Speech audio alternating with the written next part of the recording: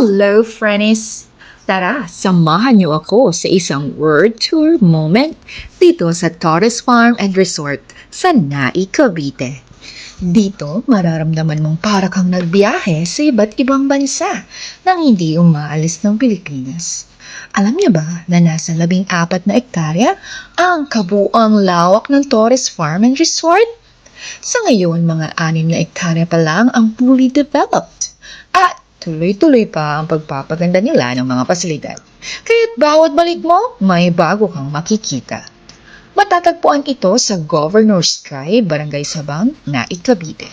Madaling puntahan mula Metro Manila, sakay ka lang ng bus sa PTEX o private car papuntang Cavite. Bukas sila araw-araw para sa day tour at overnight stay. 199 pesos ang entrance dito per head. At sa mga bata below 4 feet, discounted sila. At kung gusto mo mag-swimming, may hiwalay na rate at cottage fee. Pwede ka mag-relax or mag-overnight. Ano bang meron dito? Meron lang namang 30 plus world landmark replicas gaya ng Eiffel Tower, Statue of Liberty, Leaning Tower, Pisa, at marami pang iba. Perfect para sa selfie at TikTok. Mayroon ding 5 public pools at isang private pool na may team country. Pwede ka rin magstay sa iba't ibang team villas gaya ng Italy, Japan, Dubai, Turkey at marami pang iba. May mga restaurants, kiosks at event venues rin kaya suwak para sa pamilya, barkada o day.